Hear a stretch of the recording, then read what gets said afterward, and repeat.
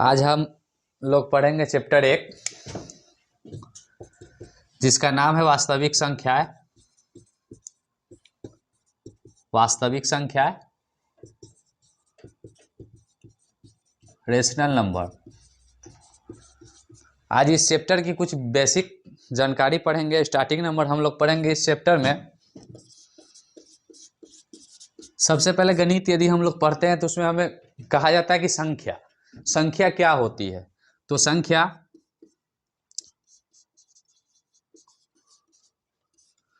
क्या होती है? एक नंबर होती है। और संख्या किसे कहते हैं? ये होती है वे वस्तुएं जिन्हें हम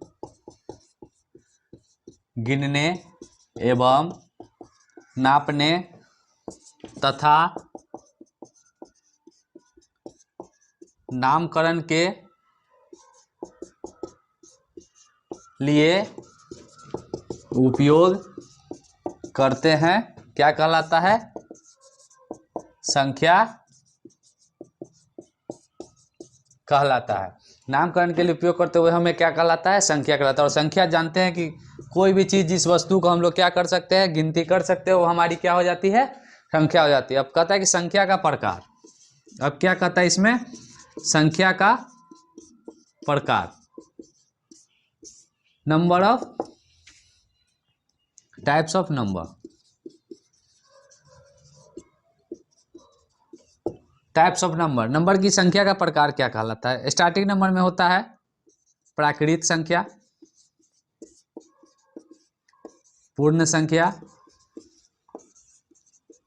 पूर्णांक, सम संख्या,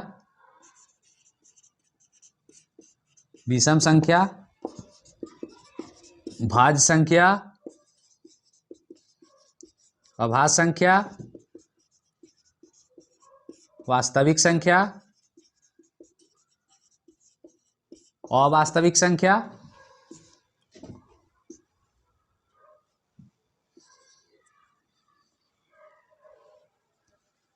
इसी प्रकार से यहाँ हो जाएगी प्राकृतिक संख्या। इसी प्रकार से जो जो संख्या है उन सभी का नाम यहाँ पे हमने लगभग लिख दिया है। और एक बच जाती है सह अभाज्य संख्या। सह अभाज्य संख्या, ये सभी किसकी प्रोडक्ट है? संख्या का। संख्या स्टार्टिंग में संख्या या नंबर जिसे हम कहते हैं, संख्या किसे कहते हैं? तो वे वस्तुएं जिन्हें हम गिनने एवं नापने तथा नामकरण के लिए उपयोग करते हैं वो हमारा क्या कहलाता है? संख्या कहलाता है। चाहे कोई भी वस्तु हो, नामकरण करिए उसका, गिनिए या उसको मापिए, वो एक संख्या होता है। बिना संख्या का कुछ होगा नहीं। संख्या का कुछ प्रकार होता है प्राकृतिक, पूर्ण संख्या, पूर्णांक, सम, विषम, भाज्य, अभाज्य, वास्तविक, अवास्तविक, सह अभाज्य, और इसमें हो जाती है परिमेय संख्या और अपरिमेय संख्या। अब इन्हीं सभी संख्याओं के बारे में अगले वीडियो में या इसी वीडियो में आगे हम लोग क्या करेंगे? पढ़ेंगे। अब आगे हमें पढ़ना है भाज्य संख्या।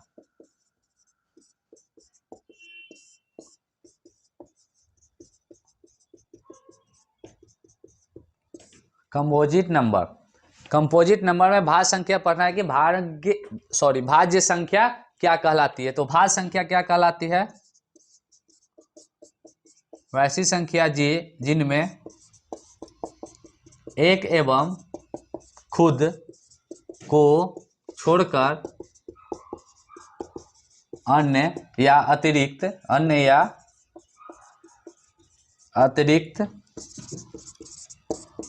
अन्य संख्या से विभाजित हो, उसे क्या कहते हैं? भाज्य संख्या कहते हैं। वैसी संख्या जिनमें एक एवं खुद को छोड़कर अन्य या अतिरिक्त संख्या से क्या लग जाए? भाग लग जाए, उसे क्या कहते हैं? भाज्य संख्या। समझेंगे भाज्य संख्या होती क्या है। एक तो खुद से भाग लगती है, दो में एक से लगती है, दो से लगती है, किसी अन्य से नहीं लगती है, तीन में एक से लगती है, नहीं तो तीन से लगती है। अगली संख्या चार है, चार में कितना से लगेगा? एक से, दो से और चार से। यानी ध्यान देंगे, एक से तो लग ही गया, और चार यानी वह खुद की संख्या है। खुद की संख्या से भी क्या हो गया? वह भाग लग गया। तो इसमें हमें यह ध्यान देना है इसमें हमें यह ध्यान देना है कि वो कौन कौन सी संख्या है जिनमें वो खुद एक और अन्य किसी संख्या से भाग लगे। जैसे 4, 1 से भी लगी, 2 से भी लगी और 4 से भी लगी। 1 तो खुद है, 4 तो खुद है और 1 से तो लगा, अन्य किसी संख्या से लग गया जैसे 4। अब यहां पर हम लिख सकते हैं सबसे, यहां पर लिख सकते हैं सबसे छोटी भाज्य संख्या क्या हो जाएगी। यहां पर सबसे छोटी भाज्य संख्या कौन सी हो जाएगी? 4। क्यों हो जाएगी 4? क्योंकि 1 खुद से वह भाग लगती है, 2 1 और 2 दोनों से लगा, 3 1 और 3, यानी 2 के अतिरिक्त कोई और संख्या होनी चाहिए। जैसे 4 है, 1 से भी लग गया, 4 से भी लग गया और किसी अन्य संख्या कितना से लग गया? 2 से लग गया। तो ये हमारा क्या हो जाता है? भाज्य संख्या हो जाती है, यानी कंपोजिट नंबर। इसके बाद हम लोग पढ़ेंगे अभाज्य संख्या। अभाज्य संख्या, प्राइम नंबर। अभाज्य संख्या किसे कहते हैं? वैसी संख्या जिनमें केवल एक या वह खुद अपने आप से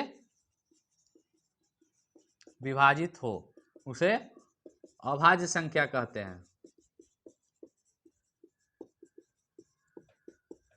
जैसे अभाज्य में ध्यान देंगे, सबसे छोटी अभाज्य संख्या कौन होती है? हम लोग को बराबर क्वेश्चन पूछता है, ध्यान देना है कि अभाज्य संख्या क्या होती है। तो अभाज्य संख्या वह होती है जिसमें 1 से भाग लगे, नहीं तो वह खुद से भाग लगे। जैसे देखिए स्टार्टिंग 1, या तो 1 से भाग लगेगा, 2 1 से लगा और 2 से लगा, यानी 1 तो अलग है संख्या, और दूसरा यानी वह खुद की संख्या से यदि भाग लगती है और 1 से लगती है तो वह आपका भाज्य संख्या होता है। या हम लोग समझ सकते हैं, यहाँ पर लिख सकते हैं या जिसके केवल 2 गुणनखंड हो। जिसके केवल कितने गुणनखंड हो? 2 गुणनखंड हो। 2 का कितना हो गया? 2। 3 को यदि भाग लगाते तो 1 से लगेगा और 3 से लगेगा, यानी इसके भी 2 गुणनखंड है, यह भी अभाज्य संख्या है। 4 को लगाते 1 2 और 4। अब ध्यान देंगे यह कैसी संख्या है? अभाज्य नहीं है। क्यों? क्योंकि यहाँ 1 2 और 4, यानी कितने खंड आ गए? 3 खंड आ गए। हमें चाहिए कितने? केवल 2 गुणनखंड होगा तो हमारी अभाज्य संख्या होगी। हम लोग पढ़ लिए भाज्य संख्या और अभाज्य संख्या। इसके बाद पढ़ेंगे, अब देखेंगे हम लोग समझेंगे सम संख्या क्या होती है। हम लोग समझेंगे कि सम संख्या क्या होती है। इवन नंबर, सम संख्या क्या होती है? वैसी संख्या जिनमें केवल वैसी संख्या जिनमें 2 से भाग लगे, यानी कि 2 से पूरी तरह से, वैसी संख्या जो 2 से पूरी तरह से विभाजित हो, जैसे 2 4 6 8 10 12 etc। इस प्रकार की सभी संख्या क्या हो जाती है? सम संख्या हो जाती है। इसके बाद हमें पढ़ना है विषम संख्या, ऑड नंबर पढ़ना है। वैसी संख्या जिसमें 2 से भाग ना लगे, वैसी संख्या जिनमें 2 से पूरी तरह भाग ना लगे, यानी कि विषम संख्या वैसी संख्या है जिसमें 2 से यदि हम भाग लगाते हैं तो कुछ ना कुछ शेष हमारा बच जाता है, वो हमारा क्या कहलाता है? विषम संख्या कहलाता है। जैसे में 1 3 5 7 9 11 13 डैश डैश, इस प्रकार से बहुत सारी संख्याएं हो जाती है। उसके बाद हम लोग पढ़ेंगे प्राकृत संख्या, जिसे हम लोग कहते हैं नेचुरल नंबर, या इसे हम कह सकते हैं प्राकृतिक संख्या, जिसे नेचुरल नंबर कहेंगे। तो इसको हम लोग डायरेक्ट कहते हैं गिनती की संख्या को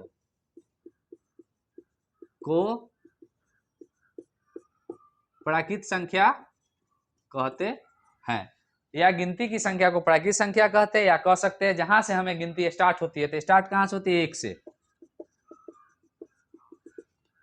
इस प्रकार की संख्या को क्या कहते हैं? प्राकृत संख्या, यानी कि नेचुरल नंबर, इसकी कोई अंत नहीं है, इसका मतलब हो गया अनंत। प्राकृत संख्या के बाद आ जाता है पूर्ण संख्या।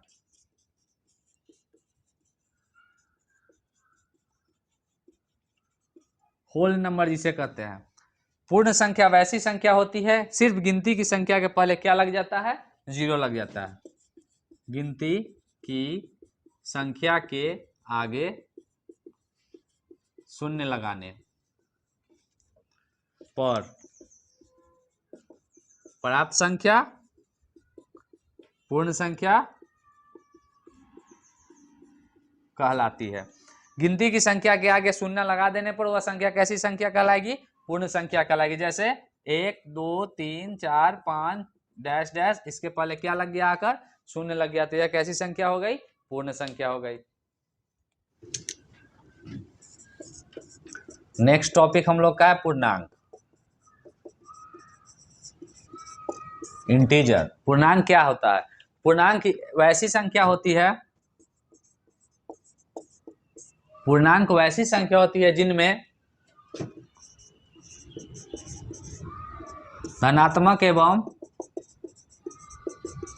ऋणात्मक संख्याएं सम्मिलित होती है, उसे कैसी संख्या कहते हैं, पूर्णांक संख्या। जैसे में ध्यान देंगे, पूर्णांक संख्या वैसी संख्या जिनमें धनात्मक एवं ऋणात्मक संख्याएं सम्मिलित होती है, जैसे -3 -5 -8 +6 7 5, ये सभी संख्या कैसी संख्या कहला जाती है, पूर्णांक कहला जाती है। पूर्णांक को क्या कहते हैं हम लोग, इंटीजर्स कहते हैं। इसी में हम लोग पढ़ सकते हैं सह अभाज्य संख्या, नहीं उसको लास्ट में बताया जाएगा।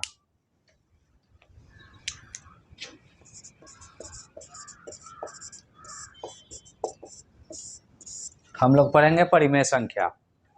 परिमेय संख्या किसे कहते हैं, परिमेय संख्या उसे कहते हैं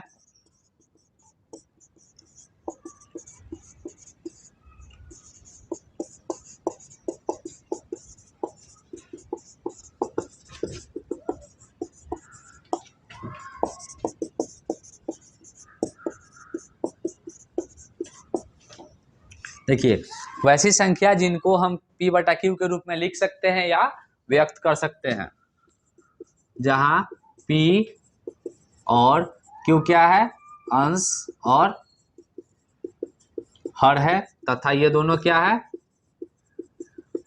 ये दोनों क्या है, यहाँ पे पूर्णांक है, जहां Q बराबर नॉट जीरो, यानी हर नीचे में जीरो नहीं होगी, नहीं तो अपरिभाषित हो जाएगी।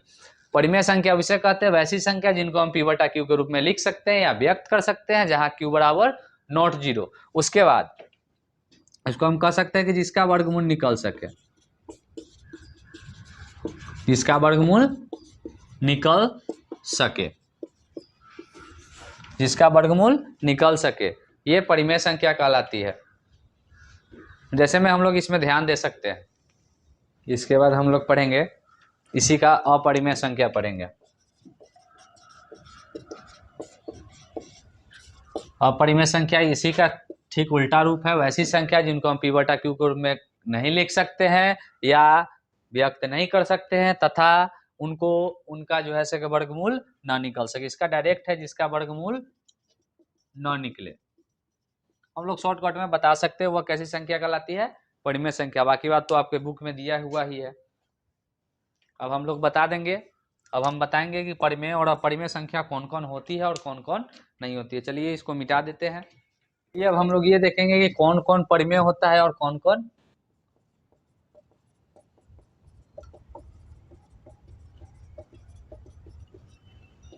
परिमेय और अपरिमेय संख्या देखेंगे। परिमेय और अपरिमेय क्या क्या होती है इसके बारे में बताएंगे कि कौन कौन संख्या परिमेय और कौन कौन अपरिमेय होती है।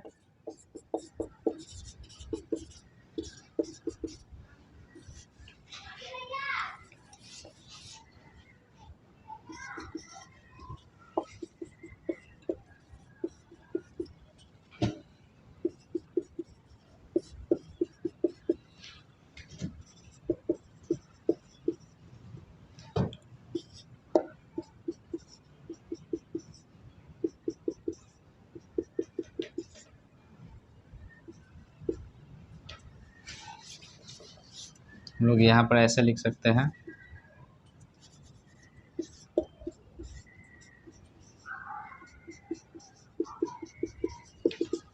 इस प्रकार से यदि कोई संख्या हो तो हम लोग इसमें ये ज्ञात करेंगे कौन परिमेय और कौन अपरिमेय है। जिसका वर्गमूल निकल सके वो हमारा क्या होता है, परिमेय। 2 का वर्गमूल होता है, नहीं, यह कैसी संख्या है, अपरिमेय संख्या है। उसके बाद क्या 7 का कोई वर्गमूल होता है, नहीं होता है, यह कैसी संख्या है, अपरिमेय संख्या है। अब यहाँ देखेंगे 3 के साथ संबंध 2 का क्या है, गुना का, यानी 3 दूनी 6 हो जाएगी, नहीं होगी, क्योंकि 3 रूट में और 2 बाहर है। 3 का कोई वर्गमूल होता है, नहीं होता, यह कैसी संख्या है, अपरिमेय है। क्या 2 का कोई वर्गमूल होता है, नहीं होता, यह भी कैसी संख्या है, अपरिमेय संख्या है। अब बताइए रूट 8, 8 का क्या कोई वर्गमूल होता है, नहीं होता है, तो यह कैसी संख्या है, अपरिमेय। यदि ज्यादा दिक्कत हो तो इसके टुकड़े कर देंगे, 2 दूनी 4 और 4 दूनी 8, 2 को बाहर कर देंगे, यानी 2 मिल गए तो बाहर, नहीं मिला वो अंदर, फिर भी यह कैसी संख्या हो जाएगी, अपरिमेय संख्या हो जाएगी। बताइए क्या 7 का वर्गमूल आती है, नहीं आती है, तो क्या √7/2 √7 यह कैसी संख्या है, अपरिमेय है, नहीं। इसको √7 से √7 1 बार में खत्म हो जाएगा, यानी 2 इकाई 2, यानी 2 इकाई 2। अब यह कैसी संख्या हो गया, परिमेय संख्या हो गया। अब यहाँ देखेंगे क्या 7 का वर्गमूल होता है, नहीं होता है, तो √7 है।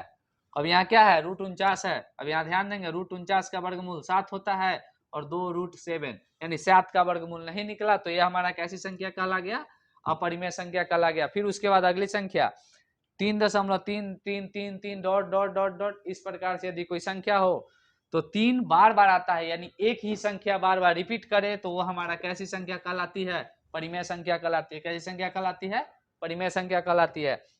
इस प्रकार के यदि कोई प्रश्न हो 0.10 110 3 टाइम 10 4 टाइम 10, यानी कि किसी एक संख्या को रिपीट कर दिया जाए, बाकी एक संख्या को वैसे ही छोड़ दिया जाए। जैसे देखिए एक बार हुआ, 1 0 है, 1 2 बार है, 0 1 ही है, 1 3 बार है, 0 1 ही है। इस प्रकार से कोई भी संख्या वो आपकी कैसी संख्या कहलाती है, अपरिमेय संख्या कहलाती है। फिर इस प्रकार से यदि कोई संख्या हो, इस प्रकार से कोई संख्या, ये कैसी संख्या कहलाएगी, ये भी संख्या कैसी कहलाएगी, परिमेय संख्या कहलाएगी। क्यों, क्योंकि ऊपर क्या लगा हुआ है, रेखरीन लगा हुआ है, तो इसको हम P/Q के रूप में लिख सकते हैं। जैसे 0.33 है तो इसे भी हम क्या लिख सकते हैं, 3.3 यानी यह कैसी संख्या हो गया, परिमेय संख्या। यह कैसी संख्या हो गया, परिमेय संख्या हो गया। परिमेय और अपरिमेय अब कोई दिक्कत नहीं है। अब आपसे पूछा जाए कि पाई कैसी संख्या है, तो पाई परिमेय है, परिमेय है नहीं, पाई अपरिमेय संख्या है। अब आपसे पूछा है कि पाई का मान, क्या पाई का मान परिमेय संख्या है, तो पाई का मान होता है 22/7, तो यह कैसी संख्या हो जाएगी, परिमेय संख्या हो जाएगी। पाई का मान परिमेय संख्या होगी, लेकिन पाई हमारा क्या हो जाएगा, अपरिमेय संख्या हो गया। आपका ये चैप्टर 1 का कुछ बेसिक जानकारी थी। इसके बाद जो है कि नेक्स्ट वीडियो में कुछ और बेसिक जानकारी के साथ साथ चैप्टर को स्टार्ट करेंगे। तब तक के लिए वीडियो देखने के लिए धन्यवाद। यदि वीडियो अच्छी लगी हो तो लाइक शेयर एंड सब्सक्राइब करना ना भूलें।